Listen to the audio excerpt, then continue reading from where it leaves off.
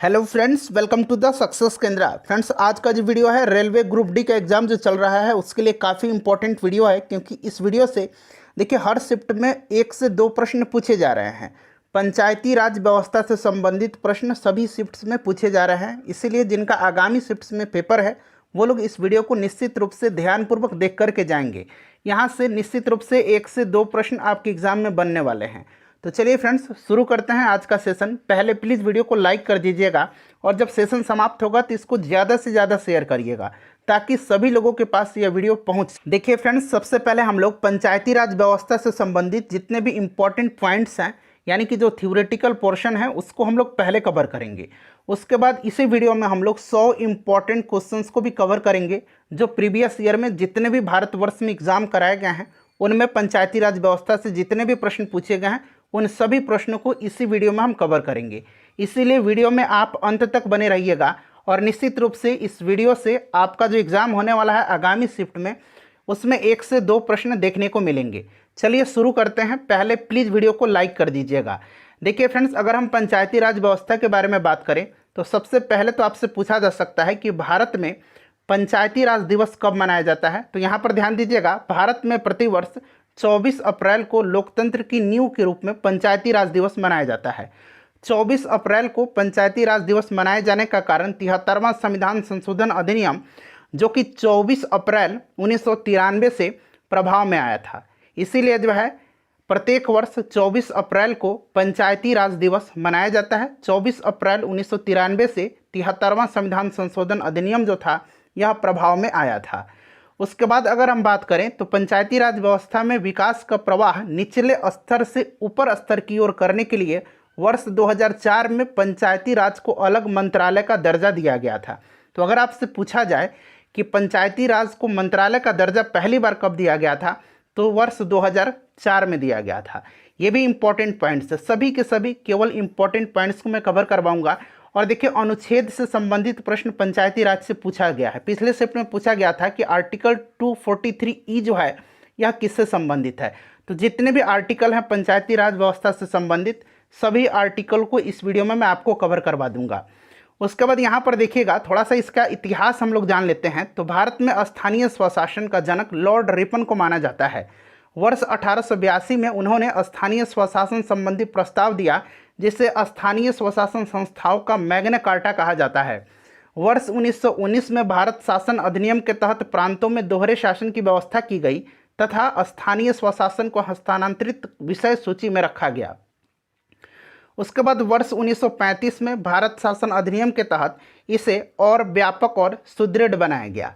उसके बाद देखिए, जब हमारी स्वतंत्रता प्राप्त हुई, भारत जब स्वतंत्र हुआ उसके पश्चात वर्ष 1957 में योजना आयोग जो कि अब नीति आयोग है उसके द्वारा सामुदायिक विकास कार्यक्रम और राष्ट्रीय विस्तार सेवा कार्यक्रम के अध्ययन के लिए बलवंत राय मेहता समिति का गठन किया गया।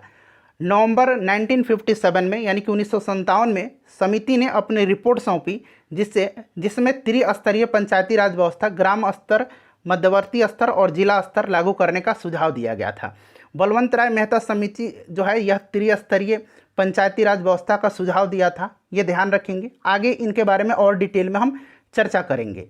उसके बाद देखिए नीचे आएंगे, यहाँ पर देखेंगे कि वर्ष 1958 में जो है राष्ट्रीय विकास परिषद ने बलवंत राय मेहता समिति की सिफारिशें स्वीकार की तथा 2 अक्टूबर 1959 को राजस्थान के नागौर जिले में तत्कालीन प्रधानमंत्री श्री पंडित जवाहरलाल नेहरू के द्वारा देश की पहली त्रिस्तरीय पंचायत का उद्घाटन किया गया।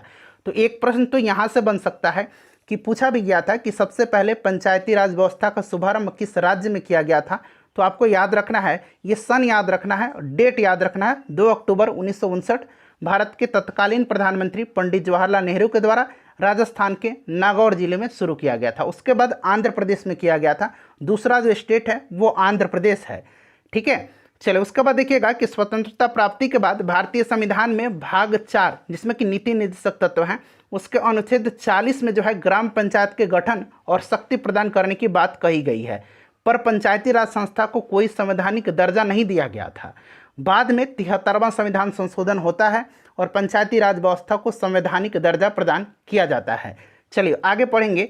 और यहाँ पर देखिए पंचायती राज से संबंधित जो समितियाँ हैं इनसे भी प्रश्न बनता है। इसको ध्यानपूर्वक देखिएगा। सबसे पहले बलवंत राय मेहता समिति है, 1957 में गठन किया गया था और इसने त्रिस्तरीय पंचायती राज व्यवस्था का सुझाव दिया था, जैसे कि हम लोगों ने अभी ऊपर पढ़ा है। देखिए, ग्राम स्तर पर यानी कि गांव स्तर पर विकास के लिए ग्राम पंचायत, खंड ब्लॉक स्तर पर विकास के लिए पंचायत समिति और जिला स्तर के विकास के लिए जिला परिषद का इन्होंने सुझाव दिया था। त्रिस्तरीय व्यवस्था का सुझाव दिया था बलवंत राय मेहता समिति ने। उसके बाद देखिए अशोक मेहता समिति 1977, इन्होंने द्विस्तरीय पंचायती राज व्यवस्था का सुझाव दिया था। तो ये भी पूछा जाता है कि द्विस्तरीय पंचायती राज व्यवस्था का सुझाव किसने दिया था, तो अशोक मेहता समिति ने। 1977 में गठन हुआ था। मंडल स्तर पर मंडल पंचायत का सुझाव इन्होंने दिया था, जिला स्तर पर जिला परिषद का। और यहाँ पर सबसे नोट पॉइंट तो ये आपको ध्यान रखना है कि ग्राम पंचायत की जगह पर मंडल पंचायत का सुझाव किसने दिया था, तो देखिए यहाँ पर मंडल पंचायत का सुझाव जो है ये अशोक मेहता समिति ने दिया था। ठीक है, चलिए उसके बाद अगला जो समिति है ये है PV राव समिति। गठन 1985 में किया था और इसने 4 स्तरीय पंचायती राज व्यवस्था का सुझाव दिया था। राज्य स्तर पर राज्य विकास परिषद, जिला स्तर पर जिला परिषद, मंडल स्तर पर मंडल पंचायत और ग्राम स्तर पर ग्राम सभा का इन्होंने सुझाव दिया था। अशोक मेहता समिति याद रखना है द्विस्तरीय, यहाँ पर आप आएंगे एक बार ऊपर। ठीक है, अशोक मेहता समिति द्विस्तरीय, बलवंत राय मेहता समिति त्रिस्तरीय। उसके बाद PV राय समिति जो है यह 4 स्तरीय पंचायती राज व्यवस्था का इन्होंने सुझाव दिया था। उसके बाद देखिए LM सिंधवी समिति आता है 1986 में और इसने ही सिफारिश किया था कि जो पंचायती राज व्यवस्था है उसको संवैधानिक दर्जा प्रदान किया जाए। तो ये भी प्रश्न पूछा जाता है जब हम लोग प्रश्न कवर करेंगे। मैंने आपको बताया था कि 100 इंपॉर्टेंट क्वेश्चंस को इसी वीडियो में हम डिस्कस करेंगे। उसके बाद थुंगन समिति आया 1988 में। ये सभी पंचायती राज से संबंधित समितियां हैं, इनका नाम आप निश्चित रूप से ध्यान रखेंगे। उसके बाद देखिए 73वां संविधान संशोधन 1993 के तहत जो है पंचायती राज संस्थाओं को संविधान में स्थान दिया गया और इस संविधान संशोधन अधिनियम के द्वारा संविधान में भाग 9 जोड़ा गया था और इसी भाग 9 में जो है पंचायती राज व्यवस्था को रखा गया है। ठीक है, चलिए उसके बाद देखिए मूल संविधान में भाग 9 के अंतर्गत पंचायती राज से संबंधित उपबंध अनुच्छेद 243 में इसकी चर्चा की गई है। भाग 9 में पंचायत नामक शीर्षक के तहत अनुच्छेद 243 क से लेकर के 9 तक, ठीक है, यहाँ अंग्रेजी में है, सेम चीज़ है 243 से 243 ओ तक। ठीक है, ध्यान रखेंगे, अंग्रेजी वाले याद रखेंगे ओ तक है और हिंदी वाले अण तक है। ठीक है, इसमें जो है पंचायती राज से संबंधित उपबंध है। जितने भी ये अनुच्छेद है ना, यहाँ से प्रश्न पूछा जा रहा है ग्रुप डी में, तो ये वाला पूरा अनुच्छेद मैं आपको कवर करवाऊंगा। चलिए उसके बाद देखिएगा कि ग्राम सभा गांव के स्तर पर उन शक्तियों का उपयोग कर सकती है। ये इंपॉर्टेंट जो बातें कही गई हैं 73वां संविधान संशोधन में, वो सभी ये पॉइंट्स हैं। ग्राम सभा गांव के स्तर पर उन शक्तियों का उपयोग कर सकती है और वे कार्य कर सकती है जैसा राज्य विधानमंडल निर्धारित करे। ठीक है फ्रेंड्स, चैनल पर अगर आप पहली बार विजिट कर रहे हैं तो चैनल को जरूर सब्सक्राइब कीजिएगा। देखिए 73वें संविधान संशोधन द्वारा संविधान में 11वीं अनुसूची जोड़ी गई और इसके तहत पंचायतों के अंतर्गत 29 विषयों की सूची व्यवस्था जो है की गई है। पंचायती राज को कितने जो है विषय प्रदान किए गए हैं, ये 29। ये मोस्ट इंपॉर्टेंट पॉइंट है, इसको आप निश्चित ध्यान रखेंगे। कोई भी ऐसा पॉइंट नहीं है जिसको आप इग्नोर कर सकते हैं, इसीलिए वीडियो को ध्यान से देखिएगा। PDF आपको टेलीग्राम पर मिल जाएगा, टेलीग्राम से जुड़िए। पंचायत की सभी सीटों को पंचायत के निर्वाचन क्षेत्रों से प्रत्यक्ष चुनाव द्वारा निर्वाचित व्यक्तियों से भरा जाएगा और इसके लिए प्रत्येक पंचायत क्षेत्र को प्रादेशिक निर्वाचक क्षेत्रों में इस प्रकार से विभाजित किया जाए कि प्रत्येक निर्वाचक क्षेत्र की आबादी और आवंटित क्षेत्रों की संख्या के बीच का अनुपात साध्य हो और सभी पंचायत क्षेत्र में समान हो। ठीक है, चलिए, और ग्राम पंचायत का जो ये चुनाव होता है इसकी जिम्मेदारी राज्य सरकार की होती है, ध्यान रखना है आपको। उसके बाद देखिए इस कानून के अंतर्गत 20 लाख से अधिक जो आबादी वाले जनसंख्या वाले प्रदेश हैं वहाँ पंचायती राज की त्रिस्तरीय प्रणाली लागू करेगा और जो 20 लाख से कम है वहाँ पर द्विस्तरीय लागू करेगा। उसके बाद देखिए इस कानून ने ग्राम सभा को संवैधानिक अधिकार प्रदान किया था, इसको भी आप ध्यान रखेंगे। संविधान का अनुच्छेद 243 घ जो है यह अनुसूचित ये सीटों के आरक्षण से संबंधित है, यही पूछा गया था। ठीक है, अनुसूचित जाति और जनजाति के लिए सीटों का आरक्षित किए जाने का सुविधा देता है और प्रत्येक पंचायत में सीटों का आरक्षण वहां के आबादी का अनुपात में होगा। अनुसूचित जाति और जनजाति की महिलाओं के लिए आरक्षित सीटों की कुल आरक्षित सीटों के 1/3 से कम नहीं होगी। ये 73वां संविधान संशोधन कहता है, आपको ध्यान रखना है। उसके बाद देखिए पंचायत की कार्यकाल की बात करें तो 5 वर्ष का इसका निर्धारित किया गया है कार्यकाल। पहली बैठक होती है उस समय से इसका कार्यकाल का जो है काउंट किया जाता है। पंचायत गठित करने के लिए नए चुनाव कार्यकाल की अवधि की समाप्ति या पंचायत भंग होने की तिथि से 6 महीने के भीतर जो है चुनाव करा लिया जाना चाहिए, ये उपबंध किया गया है। उसके बाद देखिएगा कि प्रत्येक राज्य के लिए वित्त आयोग का गठन होगा, इसी 73वें संविधान संशोधन में ये बात कही गई है। अब आते हैं जितने भी अनुच्छेद दिया गया है, जैसे कि मैंने बताया अनुच्छेद 243 से 243 ओ तक या फिर कहिए अण तक, ठीक है। ये सभी जो अनुच्छेद हैं यहाँ से प्रश्न बन रहे हैं। देखिए अनुच्छेद 243 में क्या है, परिभाषा है पंचायती राज का। 243 को अंग्रेजी वालों के लिए देखिए यहाँ ए लिखा गया है, ठीक है, ये हिंदी वालों के लिए है और अंग्रेजी वालों के लिए 243 ए है। तो इस प्रकार से आप इसको ध्यान रखेंगे। ग्राम सभा है 243 ख यानी कि 243 बी में ग्राम पंचायतों का गठन है, ये आपको कंठस्थ याद रखना है। 243 ग यानी कि 243 सी जो है इसमें पंचायतों की संरचना की बात कही गई है। अनुच्छेद 243 घ यानी कि अनुच्छेद 243 डी है, इसमें स्थानों का आरक्षण है। ये वाला प्रश्न पूछा गया था अनुच्छेद 243 ई, ये पंचायतों की अवधि यानी कि कार्यकाल से संबंधित है, ठीक है। उसके बाद देखिए जो अनुच्छेद 243 च है यानी कि एफ है, ये सदस्यता के लिए अयोग्यताएं का इसमें जिक्र किया गया है। 243 जी जो है इसमें पंचायतों की शक्तियाँ, प्राधिकार और उत्तरदायित्व का वर्णन किया गया है। उसके बाद जो अनुच्छेद 243 ज यानी कि 243 एच जो है इसमें पंचायतों द्वारा कर लगाने की शक्तियाँ और उनकी निधियाँ का वर्णन है। उसके बाद 243 जो आई है यानी कि झ है, इसमें वित्तीय स्थिति के पुनर्वलोकन के लिए वित्त आयोग का गठन है। ये थोड़ा सा इम्पोर्टेंट है, इसको आप निश्चित रूप से ध्यान रखेंगे थोड़ा, ठीक है। चलो उसके बाद देखिएगा 243 जो जे है इसमें पंचायतों की लेखाओं की संपरीक्षा है। उसके बाद यहाँ 243 के जो है इसमें पंचायतों के लिए निर्वाचन है। 243 एल जो है संघ राज्य क्षेत्रों को लागू होना, इसमें यह बात कहा गया है। 243 एम जो है इस भाग का कतिपय क्षेत्रों को लागू न होना, ठीक है। उसके बाद देखिए जो 243 एन है विद्यमान विधियों और पंचायतों का बना रहना, और 243 ओ जो है ये आखिरी है, निर्वाचन संबंधी मामलों में न्यायालयों के हस्तक्षेप का वर्णन किया गया है। तो ये सभी जो आर्टिकल हैं इसको आप ध्यानपूर्वक याद रखेंगे, ठीक है। और देखिए अब हम लोग 100 इम्पॉर्टेंट क्वेश्चंस को जो प्रीवियस ईयर में पूछे गए हैं, भारतवर्ष में जितने भी एग्जाम कराए गए हैं उनमें, उन सभी प्रश्नों को कवर करेंगे। चलिए क्वेश्चन आंसर हम लोग स्टार्ट। के पहला प्रश्न है कि भारतीय संविधान के किस भाग में पंचायती राज से संबंधित प्रावधान है। तो अभी मैंने बताया आपको भाग 9 में है, ठीक है, भाग 9 में। उसके बाद देखिए दूसरा प्रश्न है कि भारतीय संविधान के किस भाग में नगर पालिकाओं से संबंधित प्रावधान है। तो नगर पालिकाओं वाला भी ध्यान रखेंगे। राइट आंसर इसका ऑप्शन नंबर बी हो जाएगा। भाग 9 क में जो है ये नगर पालिका है और भाग 9 में जो है पंचायती राज है। तीसरा क्वेश्चन है कि संविधान के किस भाग में ग्राम पंचायतों की स्थापना की बात कही गई है। तो फ्रेंड्स ये भाग कौन सा है, तो भाग यहाँ पर भाग 4 हो जाएगा, ठीक है। भाग 4 में नीति निर्देशक तत्व है और अनुच्छेद 40 जो है ग्राम पंचायत के गठन से संबंधित है, इसको आप ध्यान रखेंगे।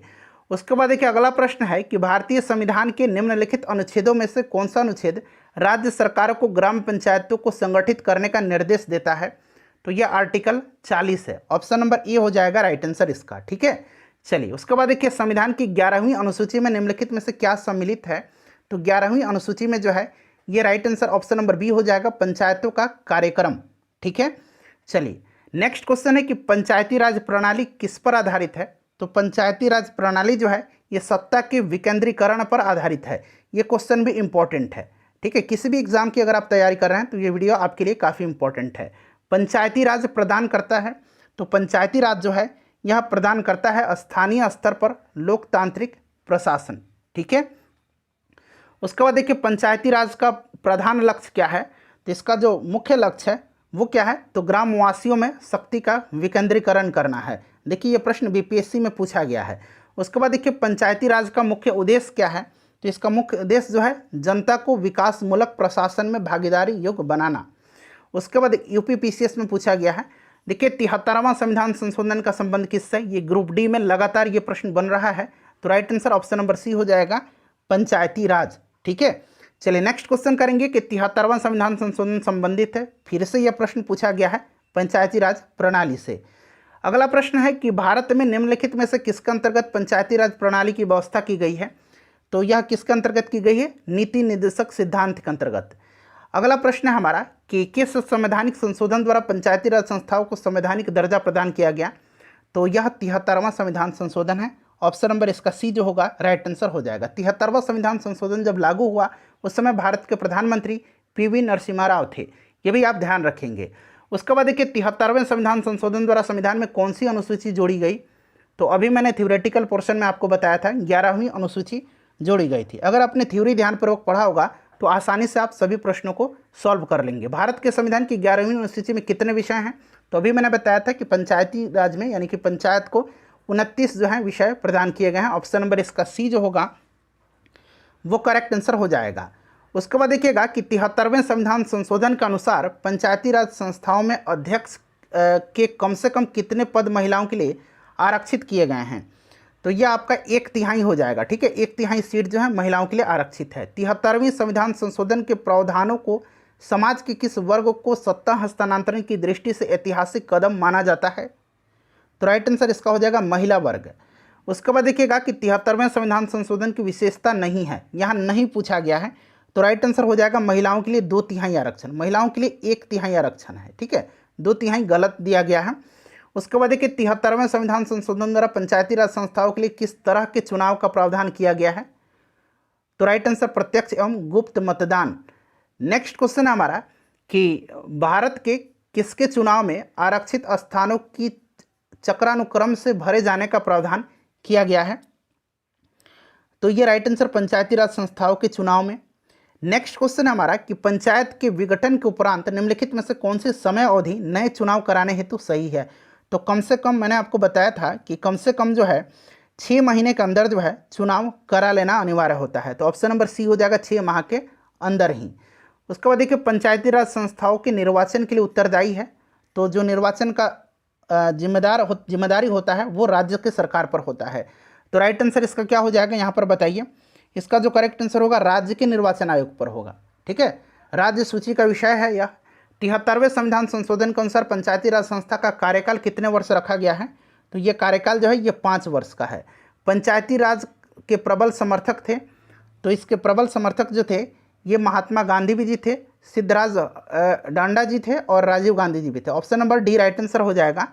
उसके बाद देखिएगा कि पंचायती राज संस्थाओं में महिलाओं तथा दुर्बल वर्गों के अधिक प्रतिनिधित्व के समर्थक थे, तो ये करेक्ट आंसर हो जाएगा Rajiv Gandhi. Option number D हो जाएगा। ठीक है, चलो उसके बाद नेक्स्ट क्वेश्चन कर लेंगे कि भारत में महिलाओं के लिए स्थान आरक्षित है, तो स्थान आरक्षित जो है यहाँ पर देखिए पंचायती राज संस्थाओं में। ऑप्शन नंबर ए जो होगा इसका राइट आंसर हो जाएगा।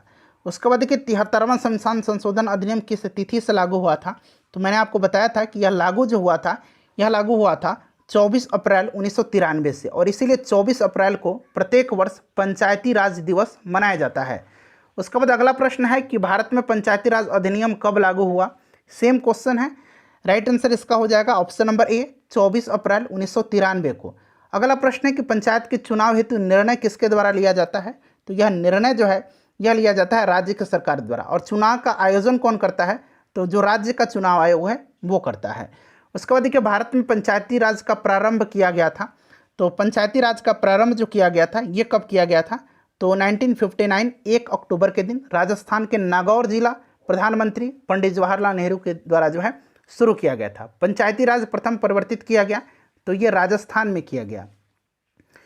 उसके बाद देखिए भारत में सबसे पहले राजस्थान में पंचायती राज की स्थापना किस वर्ष हुई थी?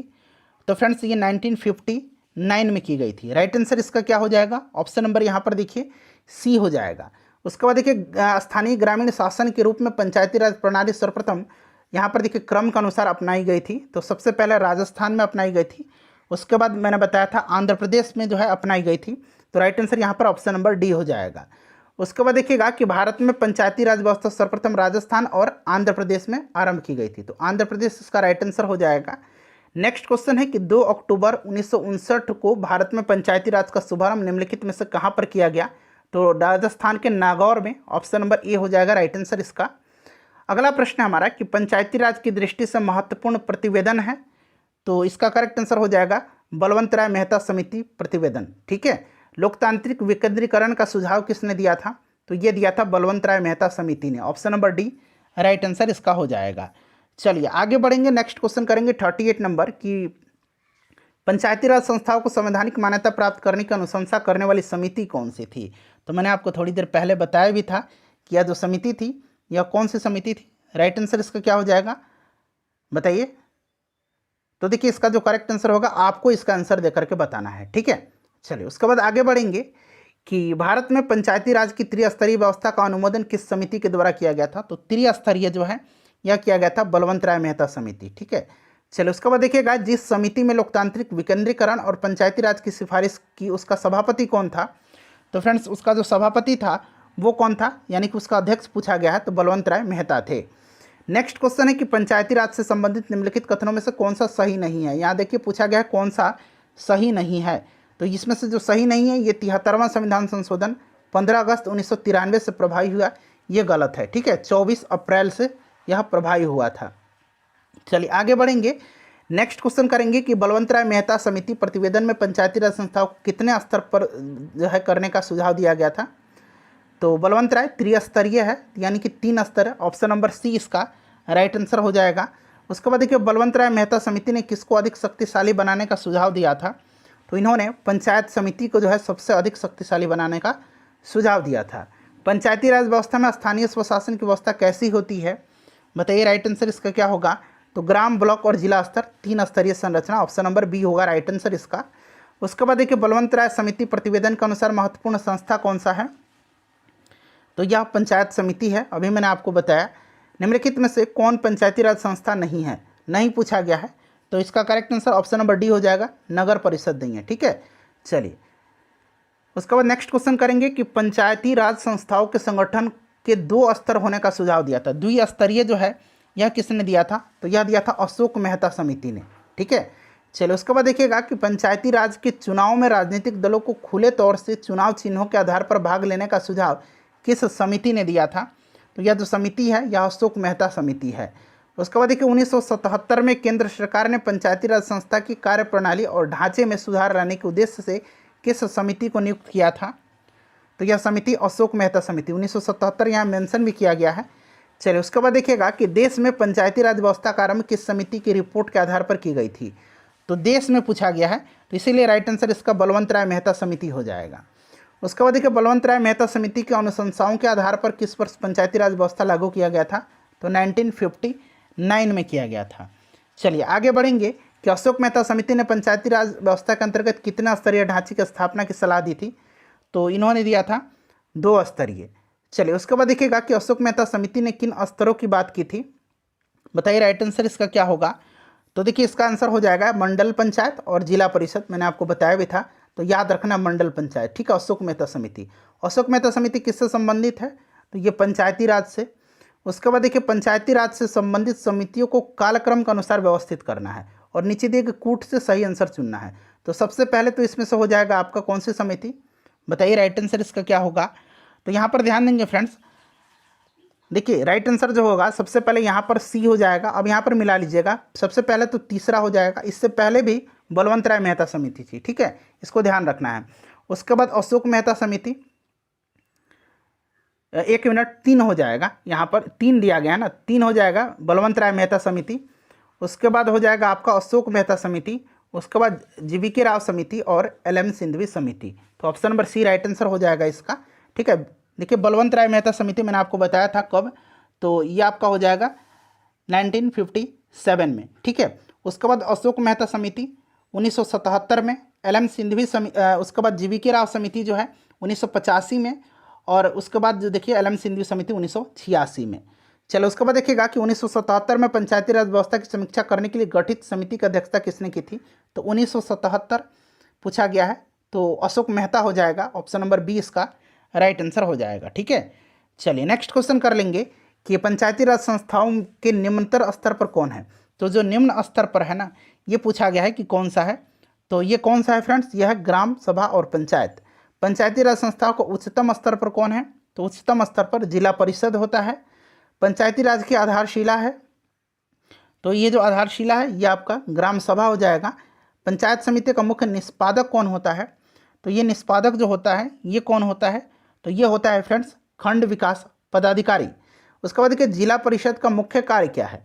जिला परिषद का मुख्य कार्य क्या है? तो इसका मुख्य कार्य समन्वय पर्यवेक्षण करना है। पंचायती राज की मुख्य उपलब्धि है, पंचायती राज की मुख्य उपलब्धि जो है ये राजनीतिक चेतना का विकास करना है।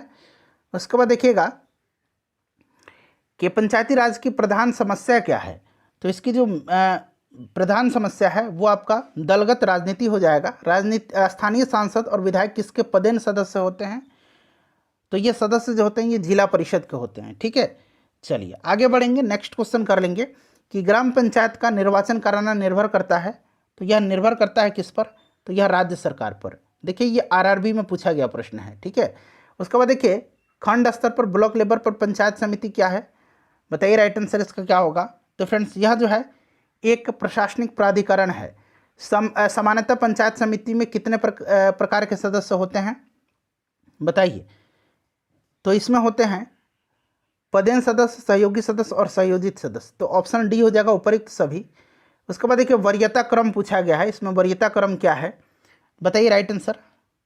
तो देखिए इसका जो करेक्ट आंसर होगा वो आपका हो जाएगा क्रम से दिया गया, ग्राम सभा, पंचायत समिति, जिला परिषद, ऑप्शन नंबर डी हो जाएगा। पंचायती राज सम्मिलित है, तो पंचायती राज जो है यह विषय किसका है, तो देखिए पंचायती राज जो विषय है यह विषय है राज्य सूची का।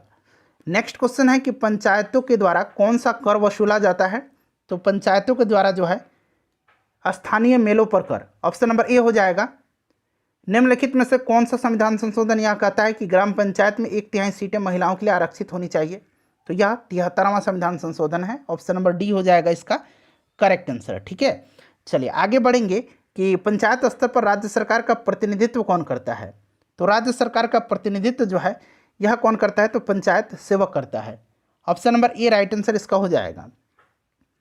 उसके बाद देखिए निम्नलिखित में से कौन पंचायती राज की 3 स्तरीय व्यवस्था के अंतर्गत नहीं है, बताइए करेक्ट आंसर इसका क्या होगा। तो देखिए इसका जो करेक्ट आंसर होगा फ्रेंड्स वो आपका ऑप्शन नंबर डी हो जाएगा, तहसील स्तर। ठीक है, बाकी देखिए जिला स्तर, प्रखंड स्तर, ग्राम स्तर मैंने बताया था आपको। पंचायती राज व्यवस्था अपनाई गई थी, तो इसका करेक्ट आंसर क्या हो जाएगा, लोकतंत्र की शक्तियों के विकेंद्रीकरण के लिए। अगला प्रश्न है कि पंचायत चुनाव के लिए उम्मीदवारों की न्यूनतम आयु सीमा कितनी होनी चाहिए, तो न्यूनतम आयु जो होनी चाहिए ये होनी चाहिए 21 वर्ष। ठीक है, ये क्वेश्चन इंपॉर्टेंट है, पंचायती राज के कार्यक्षेत्र में नहीं आता है, तो इसमें से कौन सा नहीं आता है, तो ये माध्यमिक शिक्षा नहीं आएगा। बाकी कृषि, सड़क, जल, ग्राम उद्योग ये सब आते हैं। पंचायती राज संस्था के अधिकतम आय का स्रोत क्या है, तो इसका जो अधिकतम आय का स्रोत है ये सरकारी अनुदान है। पंचायत समिति का गठन होता है, पंचायत समिति का जो गठन होता है यह प्रखंड स्तर पर। उसके बाद पंचायत समिति का प्रशासन का प्रबंध एक सरकारी अधिकारी करता है, जिसे क्या कहा जाता है, तो अभी मैंने बताया था उसको क्या कहा जाता है, उसको कहा जाता है, बताइए करेक्ट आंसर। तो ये आपका हो जाएगा म्यूनिसिपल कमिश्नर। पंचायती राज, उसके बाद देखिए त्रिसोपान प्रणाली की प्राथमिक भाग क्या है, तो इसका जो प्राथमिक भाग है वो आपका हो जाएगा ग्राम पंचायत। उसके बाद देखिए राजस्थान में पंचायती राज व्यवस्था की शुरुआत किस जिले में हुई थी, तो ये नागौर में हुई थी। बलवंत राय मेहता समिति का गठन किस वर्ष किया गया था, तो इसका गठन जो है किया गया था कब, राइट आंसर बताइए। तो ये किया गया था 1957 में।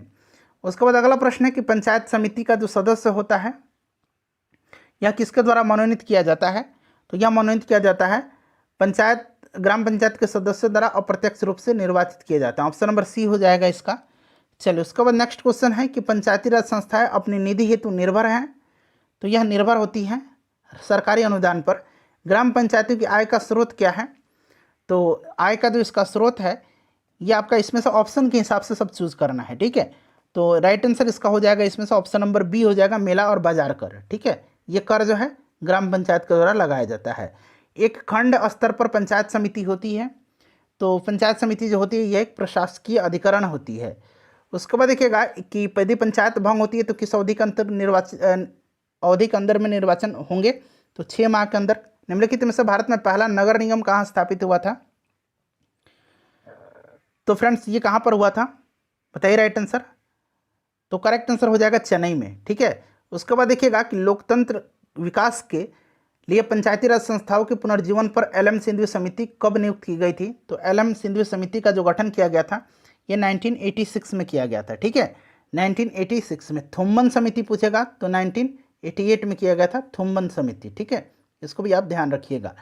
चलो उसके बाद देखिएगा कि 1957 में किस समिति ने भारत में त्रिस्तरीय पंचायती राज का सर्वप्रथम सिफारिश किया था, तो ये बलवंत राय मेहता समिति होगा। उसके बाद देखिए वर्तमान ग्रामीण स्वशासन की संरचना निम्न में से किसके अनुशंसा पर की गई है? तो राइट आंसर हो जाएगा बलवंतराय मेहता समिति। भारत के पंचायती राज व्यवस्था का वास्तुकार शिल्पी किसे कहा जाता है? तो ये कहा जाता है बलवंतराय मेहता को। भारत में सही मायने में स्थानीय स्वशासन का जनक किसे कहा जाता है? तो मैंने बताया था स्टार्टिंग में ही, लॉर्ड रिपन को कहा जाता है। ठीक है, चलिए उसके बाद देखिए भारत में प्रत्यक्ष लोकतंत्र का उदाहरण क्या है? तो राइट आंसर हो जाएगा ग्राम सभा। उसके बाद देखिएगा कि ग्राम सभा का अभिप्राय क्या है? तो ग्राम सभा का अभिप्राय जो है ये ग्राम स्तर के पंचायत क्षेत्र के निर्वाचक नामावली में पंजीकृत लोग। उसके बाद देखिएगा कि निम्नलिखित में से कौन सी एक समिति पंचायती राज संस्था से संबंधित नहीं है? तो इसमें से देखिए नहीं जो है यह कौन सा होगा? तो करेक्ट आंसर इसका हो जाएगा ऑप्शन नंबर ए। ठीक है, PVN राव समिति ये नहीं है। ठीक है, PV के राव समिति है, N नहीं है। उसके बाद देखिए ग्राम पंचायत की आय का साधन निम्नलिखित में से कौन नहीं है? तो देखिए इसमें से जो आय का साधन नहीं है वो आपका हो जाएगा कृषि आय पर कर। ठीक है, उसके बाद देखिए पूछा गया है नेक्स्ट क्वेश्चन कि निम्नलिखित में से क्या प्रत्यक्ष लोकतंत्र का उदाहरण है? तो प्रत्यक्ष लोकतंत्र का जो उदाहरण है ये ग्राम पंचायत होगा। ग्राम पंचायतों के निर्वाचित प्रतिनिधियों का कार्यकाल मैंने बताया था कि ये 5 वर्ष के लिए चुने जाते हैं। ठीक है, चलिए उसके बाद देखिएगा 100 नंबर क्वेश्चन है कि पंचायतों के संदर्भ में निम्नलिखित में से कौन सा कथन सही है? बताइए राइट आंसर इसका क्या होगा? तो देखिए इसमें से जो है सही पूछा गया 50% सीटें अनुसूचित जाति और महिलाओं के लिए आरक्षित होंगी। ये वाला जो है सही दिया गया, मध्यवर्ती स्तर पर एक पंचायत होगी, ये वाला जो है पूछा गया है। कौन सा सही है? तो राइट आंसर इसका ऑप्शन डी हो जाएगा, केवल 3। ठीक है, चलिए उसके बाद देखिएगा केवल 3 हो जाएगा। उसके बाद देखिए कि पंचायतों की कार्यप्रणाली के संबंध में पूछा गया है, कौन सा कथन इसमें से सही है? सभी कथन को पढ़िए, राइट आंसर बताइए। तो देखिए एक व्यक्ति 25 वर्ष का हो गया, वो पंचायत का सदस्य बनने के लिए पात्र होगा। ठीक है, ऑप्शन नंबर इसका सही नहीं है, नहीं पूछा गया है। तो 21 वर्ष जो होता है ये होता है, 25 वर्ष नहीं। ठीक है, तो ये वाला 25 वर्ष में भी बन जाएंगे, लेकिन न्यूनतम पूछा गया है तो 21 वर्ष होगा। चलिए उसके बाद यहाँ पर आप देखेंगे ये वाला क्वेश्चन का आंसर आप मुझे बताइए। ठीक है, कि यदि पंचायत भंग होती है तो किस अवधि के अंतर्गत निर्वाचन कराए जाएंगे? इसका आंसर आप कमेंट करके बताइए। वीडियो को लाइक कीजिएगा, ज़्यादा से ज़्यादा इसको शेयर